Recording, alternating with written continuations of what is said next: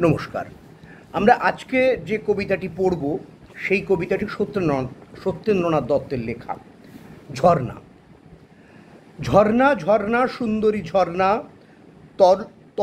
তরলিত চন্দ্রিকা চন্দন বর্ণা, অঞ্চল সিঞ্চিত গৈরিকে স্বর্ণে, গিরিমল্লিকা দোলে কুন্তলে কর্ণে, তনুভরি যৌবন তাপসী অপর্ণা। ঝর্ণা। পাষাণের স্নেহধারা তুষারের বিন্দু, ডাকে তোরে চিতলোল উতরোল সিন্ধু, মেঘ হানে জুঁই ফুলি বৃষ্টি অঙ্গে, চুমা চুমকির হারে চাঁদে ঘেরের রঙ্গে, ধুলা ভরা দেয় ধরা তোর লাগি ধর্ণা। ঝর্ণা। এসো তৃষ্ণার দেশে, এসো কলহাস্যে, গিরিদরি বিহারিণী হরিণীর লাস্যে, ধূসরের উষরের করো তুমি অন্ত, শ্যামলিয়া ও পরশে করো গো শ্রীমন্ত, ভরা ঘট এসো নিয়ে ভরসায় ভর্ণা। ঝর্ণা। শৈলের পৈঠায় এসো তনু গাত্রী, পাহাড়ের বুক চেরা এসো প্রেমদাত্রী, পান্নার অঞ্জলি দিতে দিতে আয় গো, হরিচরণ চ্যুতা গঙ্গার প্রায় গো, স্বর্গের সুধানো মর্তে সুপর্ণা। ঝর্ণা।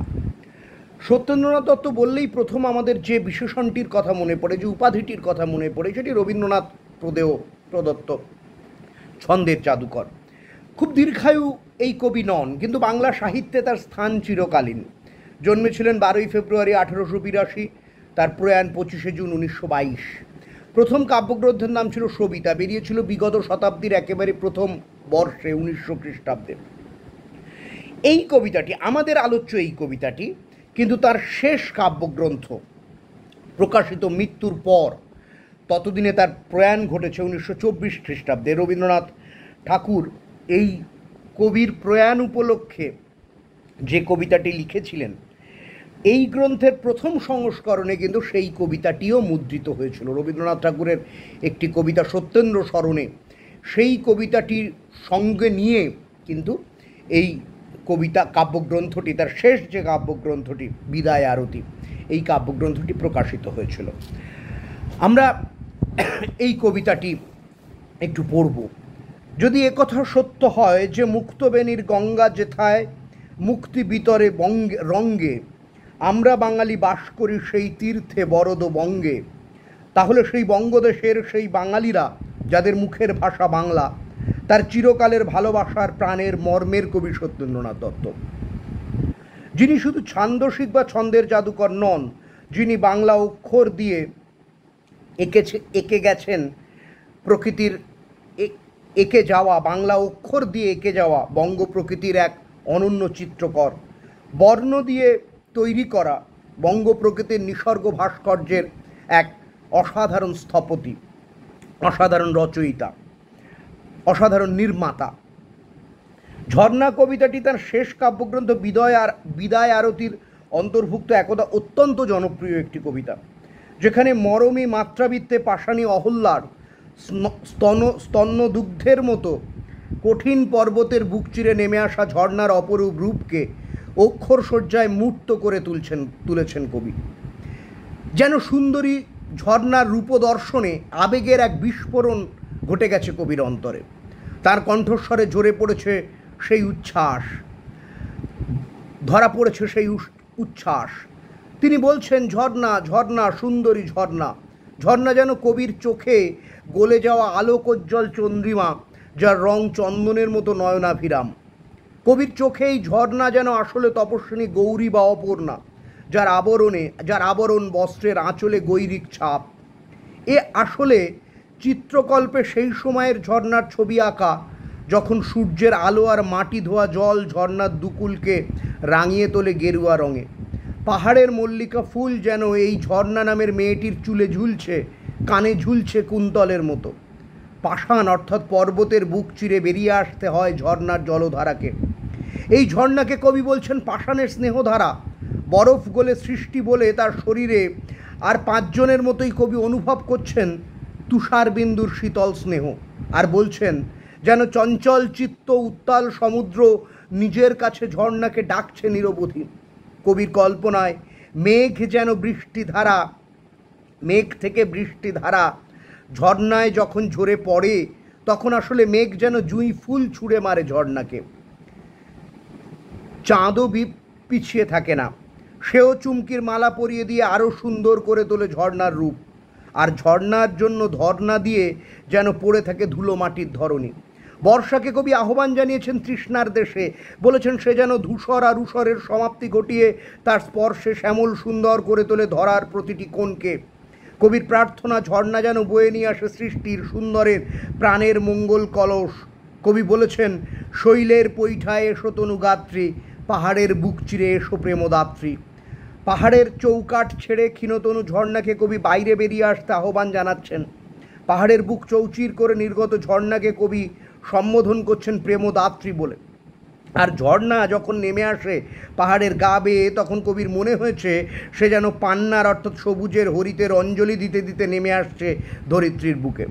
শিবের চরণচ্যুতা গঙ্গার সঙ্গে ঝর্ণার সাদৃশ্য খুঁজে পেয়েছেন কবি। আসলে গঙ্গার মতোই পৃথিবীর সকল ঝর্ণাই সর্বজীবের জন্য তার সর্বাঙ্গ ভরে বয়ে নিয়ে আসে স্বর্গের সুধার মতো তৃষ্ণার জল, জীবনের অঙ্গীকার। ঝর্ণার উচ্ছল কলরোল শুনে কবির মনে হয়েছে এ শুধু জলকল্লোলের ধ্বনি নয়, ঝর্ণা আসলে মুখর হয়ে উঠেছে মঞ্জুল হাসির বেলোয়ারি আওয়াজে। মতির মতো ফুলের কুড়ি যেন মূর্ছা যাচ্ছে ঝর্ণার অলোকে আশ্রয় পেয়ে। কবি এই কবিতা শেষ করার আগে ঝর্ণাকে সম্বোধন করছেন স্বপ্নের সখী বিদ্যুৎপর্ণা বলে, যার পরনের মেখলায় নিত্যদিন ধরে চলে রামধনুর 7টি রঙের খেলা। বলছেন, মতিয়া মতিয়া মতির কুড়ি মূর্ছেও অলোকে, মেখলায় মরি মরি রামধনু ঝলকে, তুমি স্বপ্নের সখী বিদ্যুৎপর্ণা ঝর্ণা। ঝর্ণাকে কবি বলছেন যে হরিণচ্যুতা, বলছেন যে শৈলের পৈঠায় এসো তনু গাত্রী, পাহাড়ের বুক চেরা এসো প্রেমদাত্রী। পান্নার অঞ্জলি দিতে দিতে আয়গো, হরিচরণচ্যুতা গঙ্গার প্রায়গো, স্বর্গের সুধানো মর্তে সুপর্ণা ঝর্ণা। এখন হরিচরণচ্যুতা কেন? বিষ্ণু পুরাণ ও ভগবত পুরাণে বলা হয়েছে গঙ্গা বিষ্ণু চরণ যুগল থেকে উৎপন্ন হয়ে স্বর্গলোকে প্রবাহিত হয়ে তবে ব্রহ্মাপুরীতে পতিত হয়েছেন।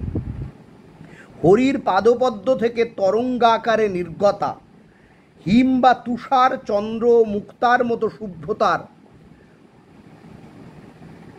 তরঙ্গযুক্তা এই গঙ্গা। সেই কারণে তিনি হরির চরণ ছুঁয়ে এসছেন বলে এই মর্তধামে তার আগমন ঘটেছে বলে হরিচরণচ্যুতা বলা হচ্ছে। আসলে কবিতা নিঃসন্দেহে প্রকৃতি প্রেমের নিসর্গমুগ্ধতা কবিতা।